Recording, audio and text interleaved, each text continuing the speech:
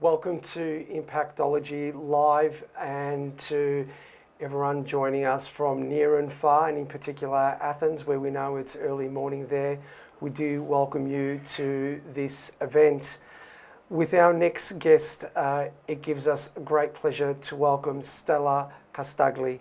Stella lives in Athens, Greece, is a writer and co-founder of Women on Top, and has dedicated her efforts impacting and empowering women and promoting gender equity and inclusion in what is becoming a more complex world. I came across Stella's work earlier this year, and what stood out for me in respect to Stella's work was the clarity of messaging, but also the strength of the message. And as I've continued to follow Stella's work, it's really hit home the importance of knowing oneself and being absolutely clear about what your messages are and the kind of impact that you want to make. And it was exactly that kind of dedication to one's audience that got the attention of Rita and I when it came to organising Impactology Live. Stella is an engaging speaker, and her powerful life lessons are inspiring young women, particularly in a time where role models with strength and strong leadership is really necessary and really required. So Stella, welcome to Impactology. How are you? Hello, George. Hello, Rita. Hello. Thanks for your kind words. I'm really happy to be here. I'm really grateful for you doing all this effort to show to promote voices from around the world. For trying to have an impact. So thank you so much. I'm great. It's 8 o'clock here in the morning. My children are not up yet, from what I hear. And thanks for having me. And they will let you know when they are up as well. So They have their guidelines, but I don't know if they're going to follow them. and if they do follow the guidelines, please let me know what you actually said and did to make that happen. Stella, just to start off, for a lot of the Australian audience that isn't familiar with your story, can you provide us some your backstory and who you are and what you do? Okay, great. I will try to do that. So I started my career as a translator and later as a journalist in women's magazines. I worked for about 11 years for Cosmopolitan in Greece, which has been a great school for me in terms of work and in terms of women's issues. So without even realizing it, I started writing more and more about women's issues, especially when I fell pregnant with my first daughter, who is now 10. I wrote my first book, in a way chronicling my pregnancy and the first months of motherhood, trying to approach motherhood with a more sincere and honest way than what we are usually doing in Greece, where we like to paint pregnancy and motherhood in pink colors, and just present all mothers as very happy and simple beings with simple lives, really.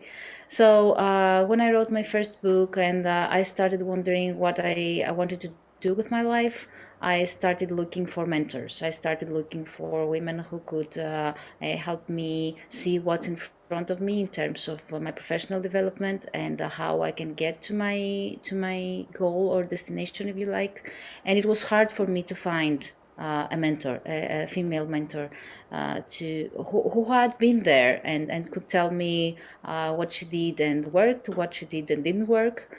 So I thought that we should try and set up a network of women who could be mentors to one another and support each other to achieve their professional goals and deal with the challenges they were facing at work. And that's how I created Women on Top, which started off as a mentoring network and is now a non-profit organization for the professional empowerment of women and for equality in their workplace.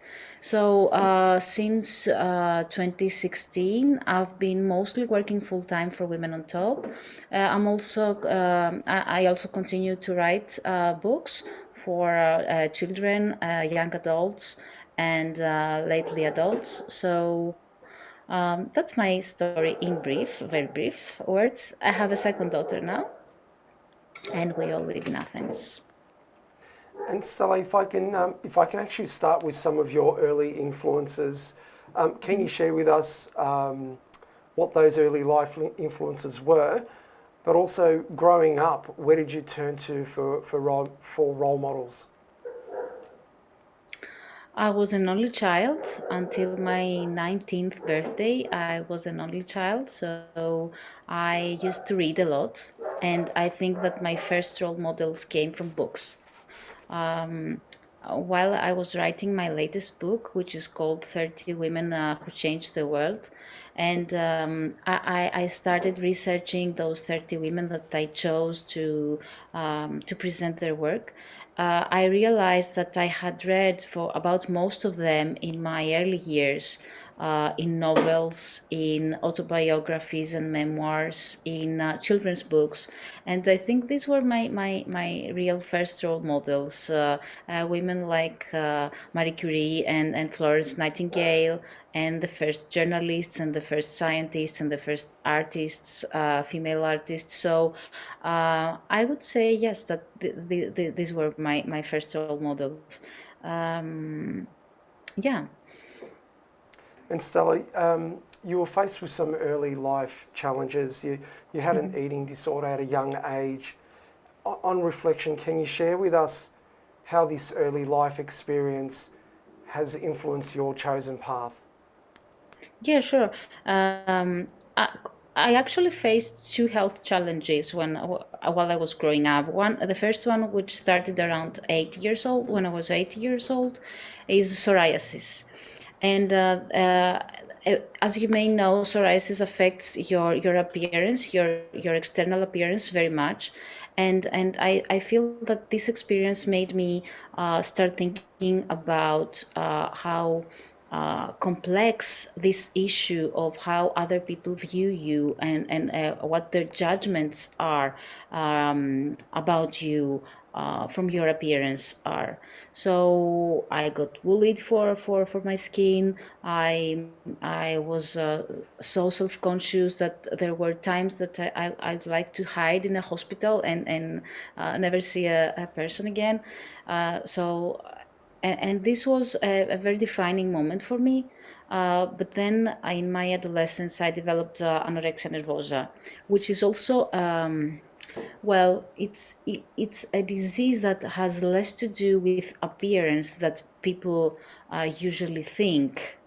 It's a disease that mostly has to do with feelings and the way we, mostly women but not just women, are allowed to express those feelings, and the way we are allowed to take up space in the world, and of course appearance and appearances in general. And I think this experience too, and my healing, my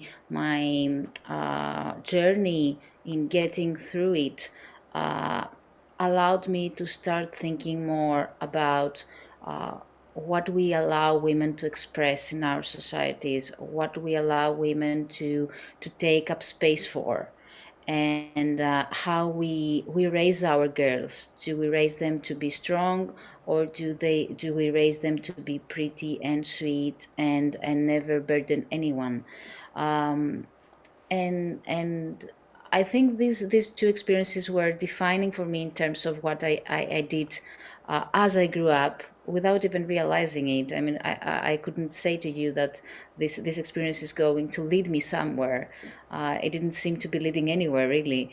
But in retrospect, I can see how it informed my way of thinking, my goals, my vision, my life actually.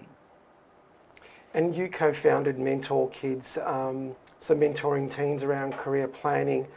what are some of the key life skills? And it's hard enough being a teen back when we were growing up, but when you look at the influence of social media and what that has on young developing brains, so what are some of the key life skills that kids need to thrive and survive during these complex times?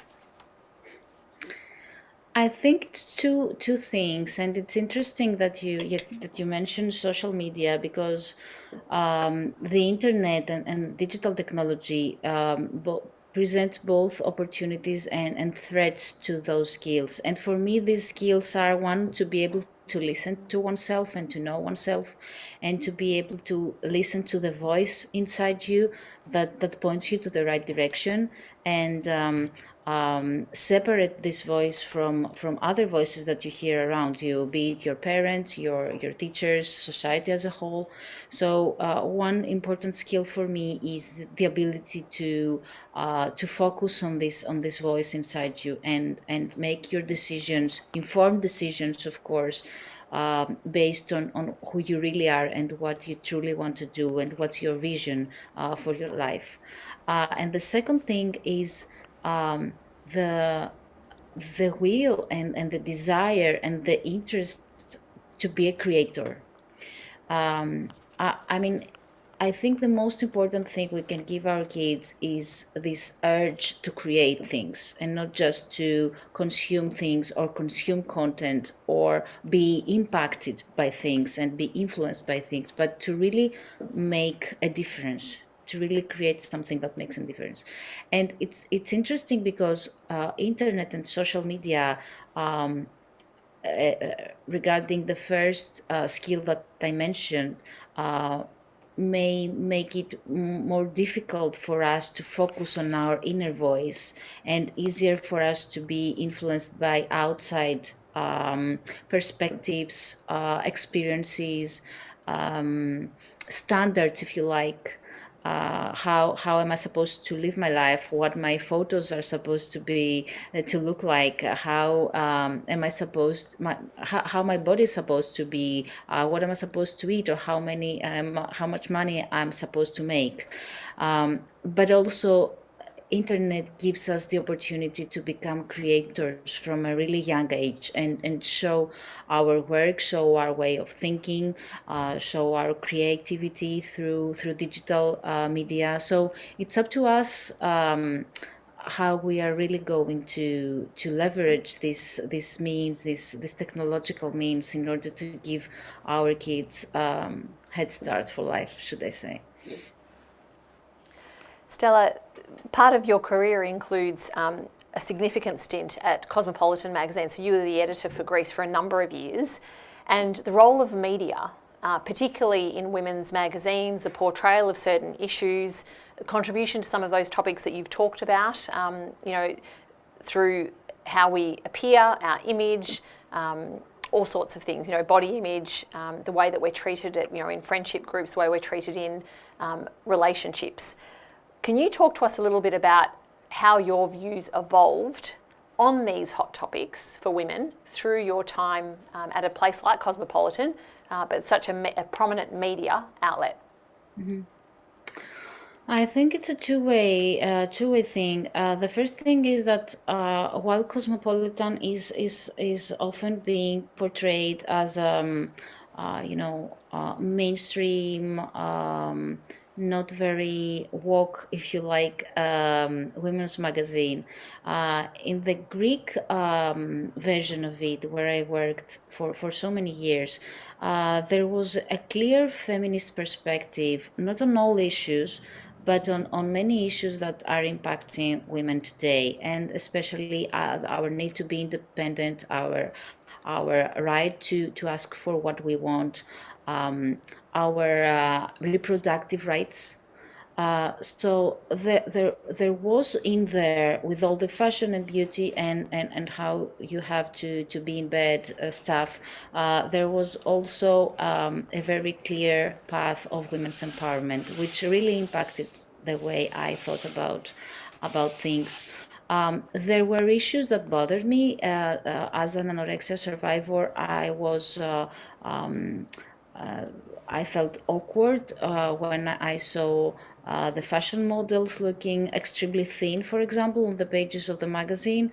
But I think that the issues with body image and the issues with the portrayal of women in magazines are just a symptom of how we view women in society as a whole, and the interpretation of those images and those messages is up to us, not up to the magazines.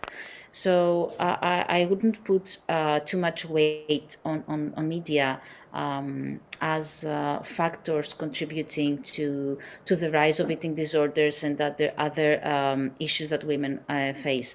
The other thing is that by working in Cosmopolitan, which, as you may know, is used to be, I don't know what happens today, very interactive magazine. We didn't have, we had a very basic website then because internet was still, very, very small in Greece. But we got hundreds of letters every month, hundreds and thousands of letters from readers who had real questions. We got emails, we got messages, we got handwritten cards, and in there you could read all those real everyday issues and questions that girls and young women had. And this was an eye-opening experience for me, both in terms of what women really care about and what they know, and most importantly, what they don't know. What they don't know about sexual health, what they don't know about their rights, what they don't know about their potential in life. And this was a really eye-opener for me, and a great incentive and motivation for me to make my following steps. So just on those following steps, you moved obviously from Cosmopolitan to then leading Women on Top. What prompted this move for you? What were you seeking out of this change in career? Well, I craved more control, both in the results, the outcome of my work, and my time. I felt that there was something in my writing and in Women on Top which could lead me to places I hadn't thought of going before. I felt that my career as a women's magazines journalist had come to a full circle, and you know, as industries change, as the world changes and industries change, the way we work changes. Internet was certainly not for me. As a journalist, I couldn't relate to the speed that things happen in the internet, to the way we had to work. So I really needed more control in the speed and the time and the outcome of my work. And I felt that my vision was to keep empowering women and not keep creating magazines, really. So. Stella, if we look at that transition from your years at Cosmo through to Women on Top, how did you start it, and what were some of those first initial steps that you needed to take to set yourself up for future success? That's a great question. When I started Women on Top, I started this as a side project. Not even a project, like an experiment. I with my initial co-founder Galini Leopoulou, we created a Facebook group, and we said, here's what we want to do. If you have more than 3 years professional experience, just send us your CVs. And if you are facing some challenge at work, just send us an email outlining the challenge you are facing. And we will try to match those two things. We will try to match mentors with mentees. And that's how it started, and it grew from there. And for quite a few years, I didn't think it would go anywhere. I mean, I thought that it will just remain a hobby, and I will match 4 or 5 women with their mentors each month. But then it kept growing, and it kept growing as an interest of mine too. And it's interesting that you ask what I had to do.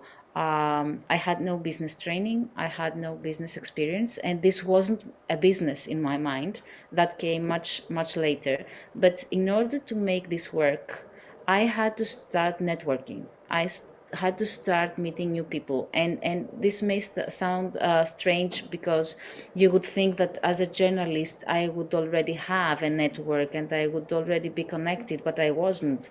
I sat behind the desk all day, and I would write, and I would edit and lead my team, but I had no outside connections. So I really had to start going out and meeting new people, and be bold about my statement around what I wanted to do, my ideas. This was very frightening at the beginning, but I think it led me to some of the greatest joys in my life, because connecting people, meeting new people, and connecting people has evolved to be a passion for me. So it was a great first step, I would say. Stella, we've had a couple of conversations today with the other guests that spoke about that transition from corporate into whether it be a social enterprise or their own business. And the consistent theme that came out of that is how does one need to rebrand or shed their skin to make sure they leave behind the capabilities and skills that have served them well in the past, but pick up new skills that means that they could be successful based on what they're doing moving forward. Can you share with us what did you learn about yourself during that initial change around yourself, but also trying to project a new image of yourself as a thought leader and influencer on such an important topic? I think freelancing and entrepreneurship, maybe after parenthood, I think they are the most intensive and intense learning paths one can take in life. I was lucky in two respects. One is that I had started as a freelancer before I started working full time at Cosmopolitan. I was a freelance translator, and I liked this way of working very much. So even after 11 years, it was really easy for me to start working by myself and for myself again as a way of working. The hard part for me was making myself go out and talk about my work and connect with people. But the other thing that was lucky in my case was that I was not in a hurry.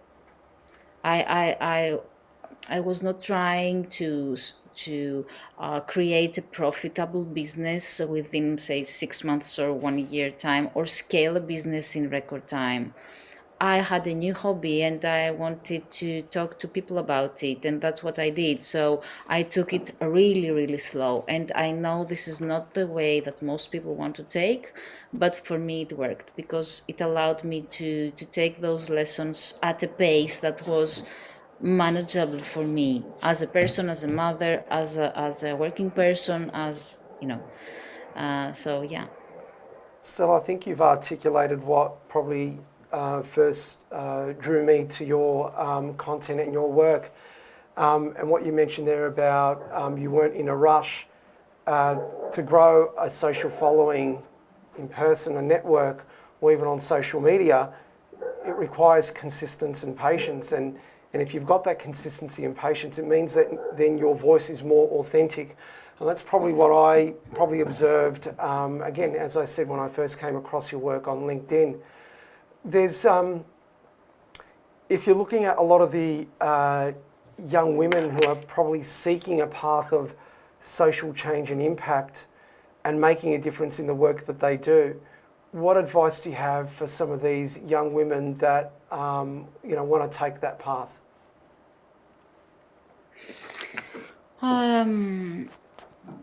I think that the first advice is that you can make a difference from wherever you are. And I think this is important because we tend to focus our efforts to getting where we want to be and not on what we can do while we are getting there. So I think we miss the journey, and this is a journey of impact, and this is a journey of change making, and this is a very important journey because we think we have a clear goal of where we want to go, but we don't do much in terms of impact in the way.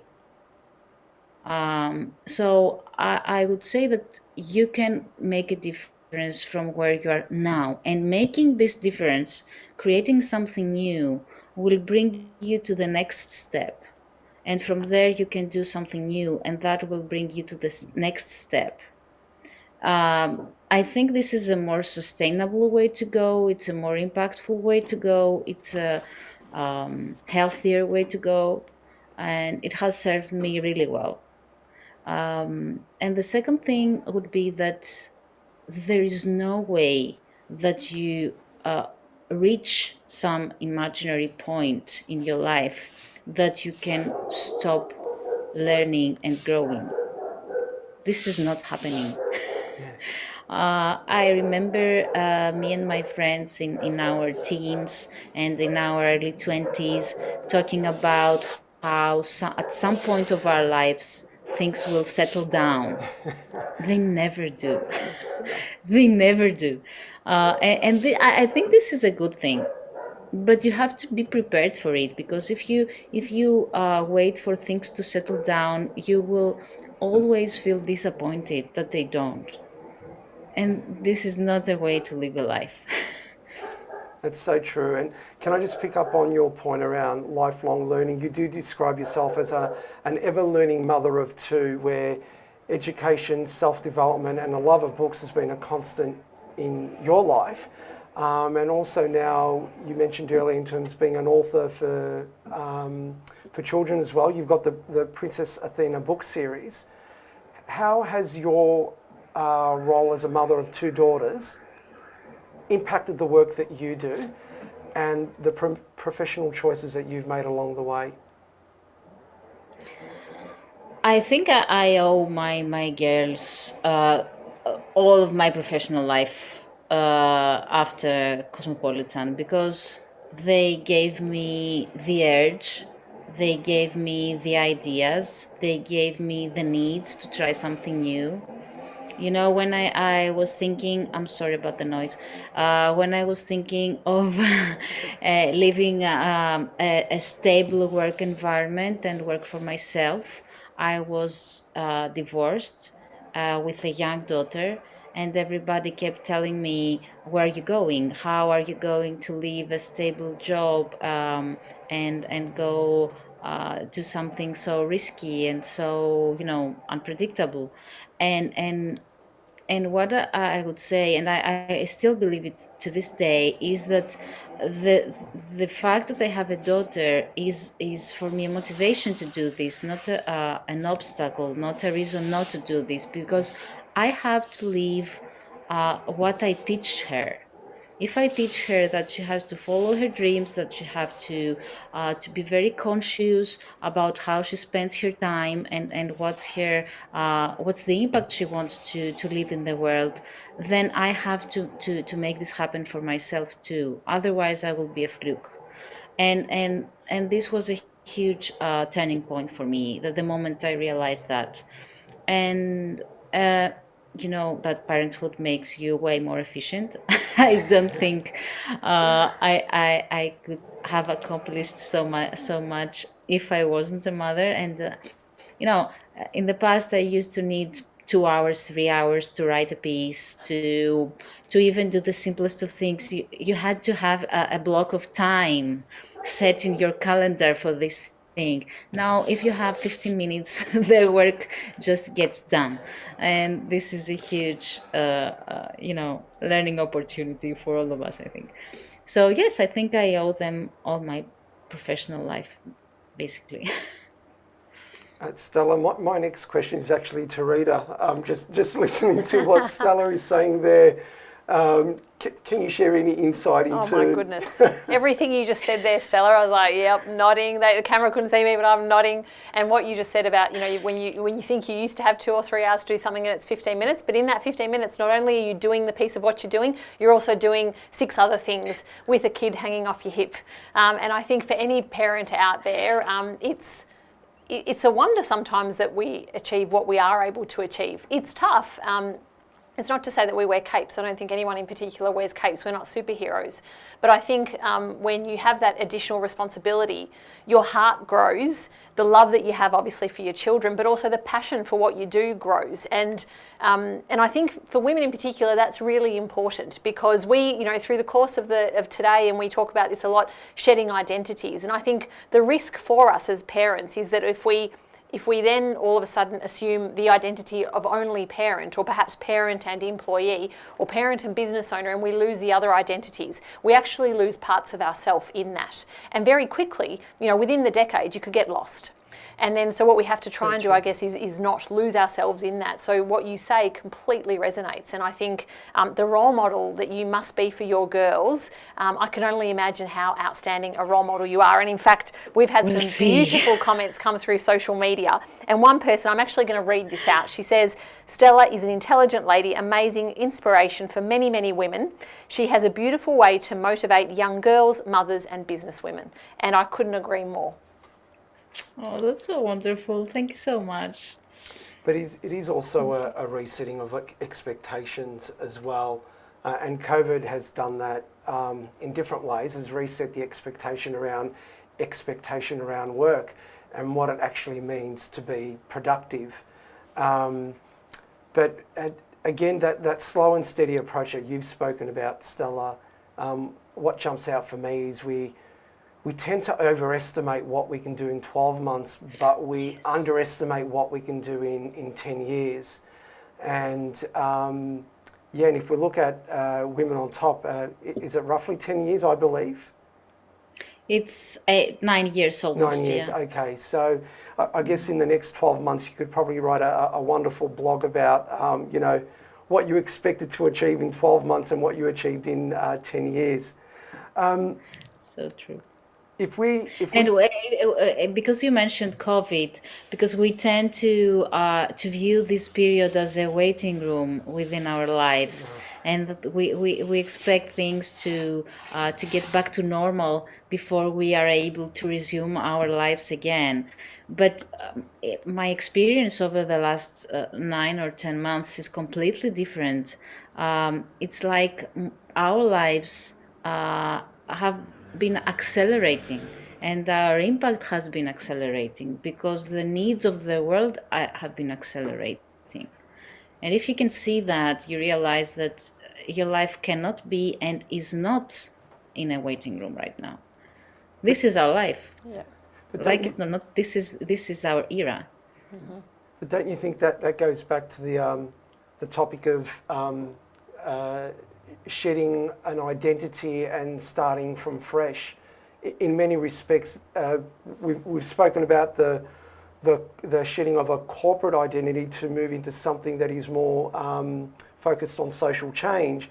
But really what we're talking, just picking up on your point, Stella, is COVID has been the shedding of our entire life and refocusing what's important in our life, what are the things that we need to get rid of, to make sure that as we progress, it's not the return back to normal like you said, Stella, but what are we going to do differently to make sure that we remain healthy, mentally, physically, spiritually, and make sure that we do make our world, whether our world is our own immediate environment or the broader world, a better place to be. And I think we're going to have to keep exploring that as leaders, as parents, to see what that means. I don't think there's an easy answer around that. Good morning. Good morning. Hello. Good morning. And what's her name? She's Electra. Electra. Good She's morning, just Electra. woken up. Kalimera, Electra, how are you? She probably can't hear us. can't She hear. can hear you because I have the headset. Yeah.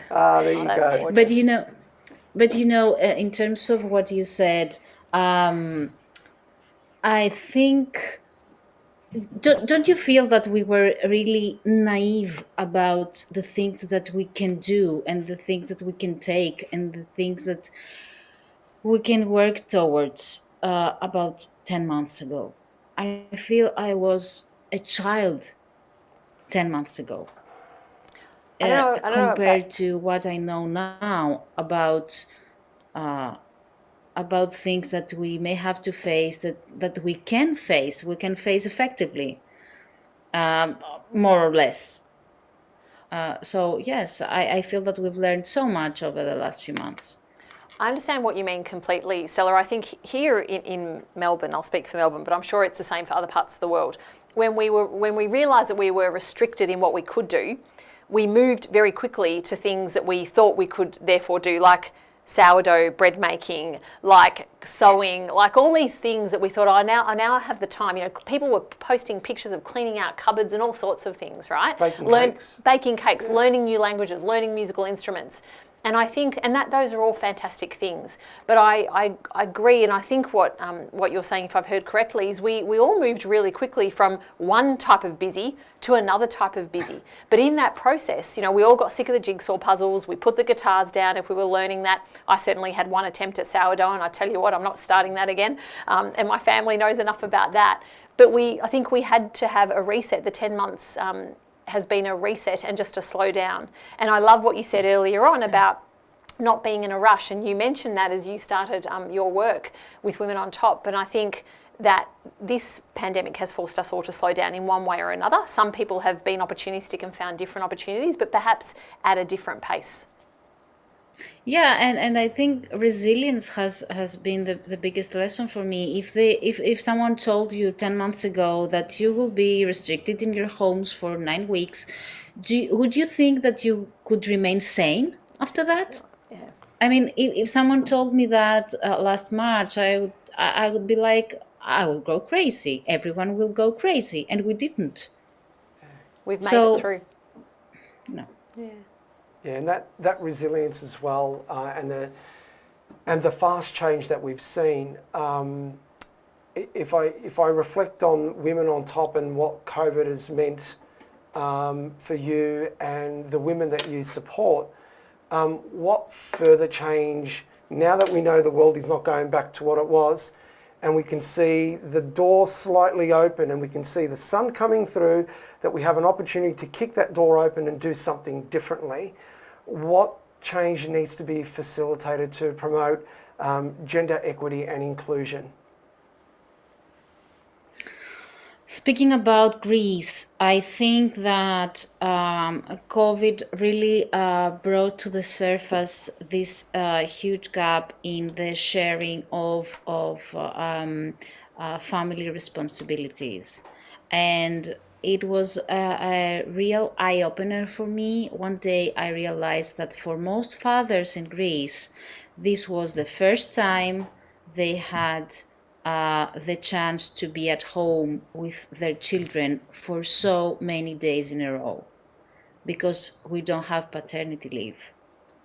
Men here don't take parental leave. So this was the first time that all those men were with their children at home. And I think this can be a major shift for Greece, for women, for men, for gender equity, for our future in the workplace. And also remote work is a great step forward, but we have to be careful on how we take it. Who is going to work remotely and what opportunities are they going to miss?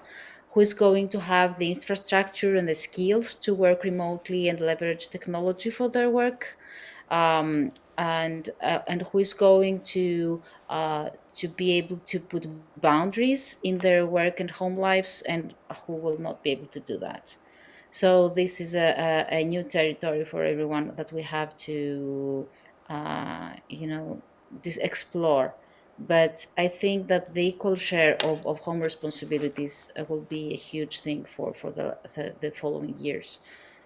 And I think that has been a benefit of COVID. It means that a lot of families around the globe, I would say, are starting to really think about how do we divide those jobs that traditionally have fallen to one person as opposed to perhaps both. And that's been a great outcome.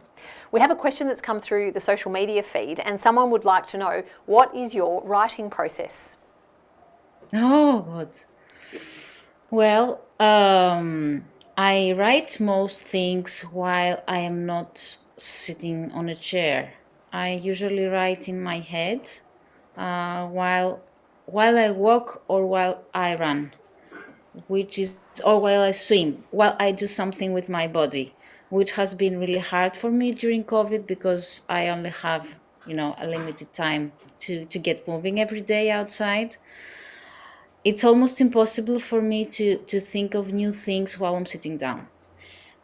So that said, I am obsessed with linking ideas. So I gather all the ideas and then I have to sit down and find a way to link those things in, a whole. To be honest, I hate writing. I hate it. It makes me feel useless. It makes me feel really anxious about the final outcome. But in some weird way, the final outcome is always worth it.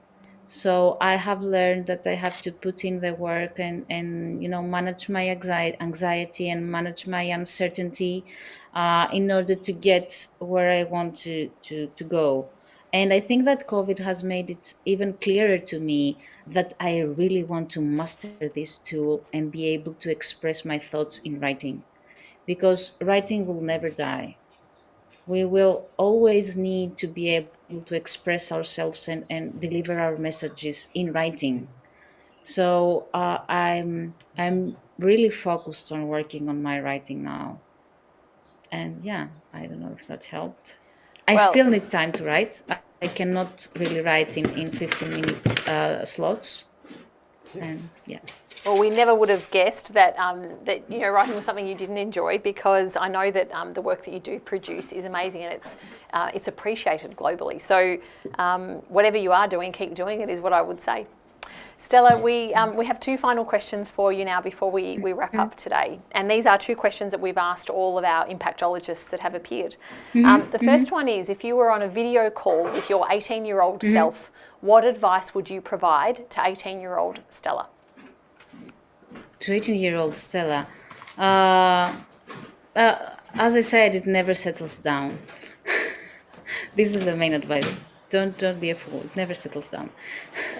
Good advice. And now the next game we have is called word association. So I will say a word and you just tell me the first word that pops into your mind after I say the word. Okay. Ready to play? Okay. Okay, family. Balance. COVID. Resilience. Leadership. Change. Transformation. Diversity. Inclusion. Love. Strength.